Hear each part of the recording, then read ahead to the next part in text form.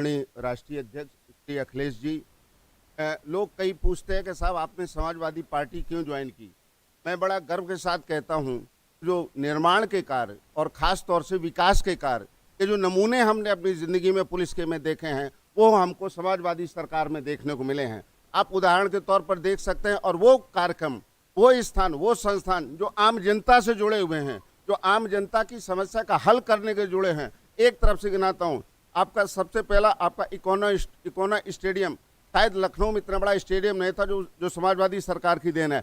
Signature building, हमारे police विभाग के अधिकारी जो बहुत छोटे छोटे से दफ्तरों में अपने घर से पानी और बिस्किट लेकर के जाया करते थे, आज बड़े सम्मान के साथ सिग्नेचर बिल्डिंग में बड़े ऊंचे और सम्मान के साथ बैठ सकते। वो बिल्डिंग का एक वर्ल्ड का नमूना प्रस्तुत किया समाजवादी सरकार ने सिग्नेचर बिल्डिंग की नौर पर।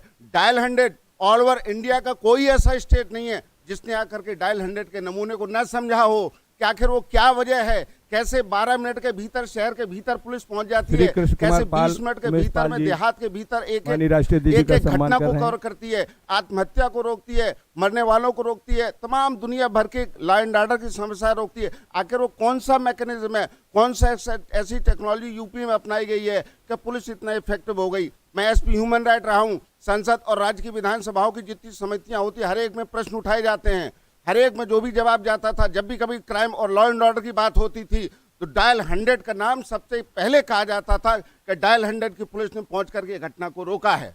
मैं उस पर बड़ा गर्व के साथ कह सकता हूं।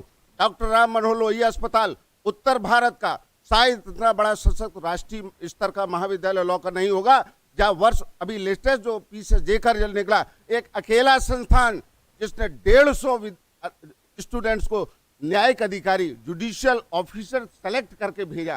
ये एक समाज के लिए एक अच्छा काम था जो हमको, जिससे मैं प्रेरित हुआ। जनेश्वर मिश्रा पार्क, कोई भी हमारा रिश्ते नातेदार आता है, पहले आता था तो हम उसको फिल्म दिखाने जाते थे, आज कोई रिश्तेदार आता है तो हम उसको कहते चलो तुमको जनेश्वर मिश्रा पार्क दिखा। This is the gift of the Samajwadi party. फिर इसके बाद में लोहिया पार्क माननीय नेताजी की बहुत बड़ी गिफ्ट है लखनऊ के लिए। शायद मैं समझता हूँ कि इससे खूबसूरत पार्क लखनऊ में देखने को नहीं मिलता है, जो स्वास्थ्य से जुड़ा है, जो चिकित्सा से जुड़ा है, जो हमारे हर चीज से जुड़ा हुआ है। इसके बाद में आपका लोक भवन, दिन पर दिन सरकार की कार्रवाइयाँ बढ़ती जाती, पत्रावलियाँ बढ़ती जाती हैं। बहुत छोटे छोटे से स्थानों में सचिव लेवल के अधिकारी बैठा करते थे, उसके जस्ट सामने एक नमूने के तौर पर लोक भवन खड़ा हुआ है, जो हमारा एक प्रमाण है। आगरा एक्सप्रेसवे, मैं लंदन भी गया हूँ, लंदन टू पेरिस गया हूँ, ऑस्ट्रेलिया गया हूँ, सिडनी से लेकर के मेलबर्न, और मेलबर्न में 80 किलोमीटर दूर का एक कोई गांव का थाना था, वो मैंने देखा है।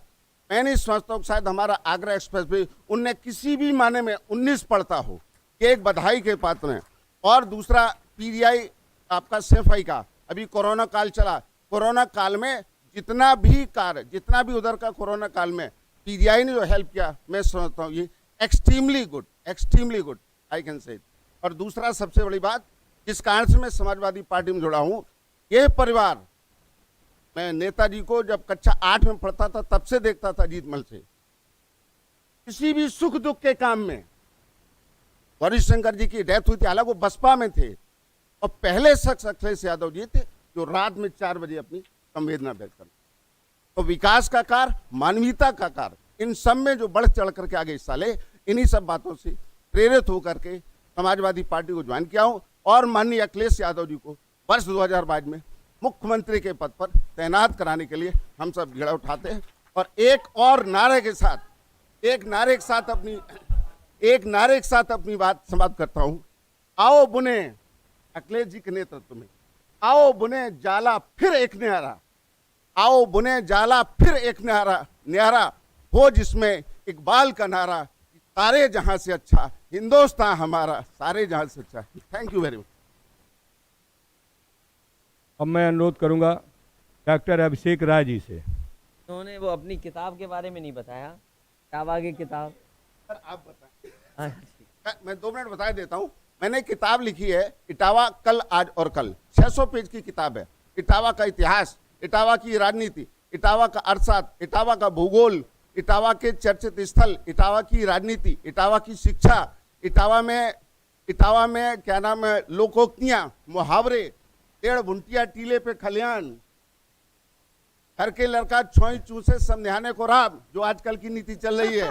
इस तरीके के करीब 180 मुहावरे और इटावा की प्रचलित शब्दावली तो हम समझते हैं को माननीय अखिलेश जी समझ सकते हैं, कम लोग समझ सकते हैं।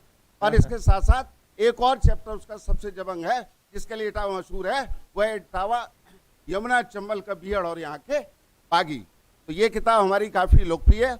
माननीय अध्यक्ष जी को मैंने और एक और बताना भूल गया था महत्वपूर्ण उपलब्धियों में, उसके ऊपर भी मेरी किताब है, उसमें मैंने माननीय अखिलेश जी को बहुत सम्मानपूर्ण से स्थान दिया है। वो महाकुंभ 2012 से 12-13 वाला, तो दुनिया का सबसे बड़ा भीड़ का जमावड़ा, 3.5 करोड़ की भीड़ और विभिन्नता में एकता का सबसे जबरदस्त नमूना, उत्कृष्ट नमूना, और जिसका महासचिव माननीय Azam Khan. This is called the unity among diversity, विभिन्नता में एकता, हमारी भारतीय सांस्कृतिक धरोहर की अचूक परंपरा, उसको माननीय अखिलेश जी ने आगे बढ़ाया। इस किताब के लिए वो किताब मेरी है, और इस किताब को भी हिंदी और इंग्लिश में डायमंड पब्लिकेशन ने उसको पब्लिश किया, ट्रांसलेशन कराया, और करीब 3,500 प्रतियां मेरी जनता की। तो काइंड ऑफ यू, धन्यवाद।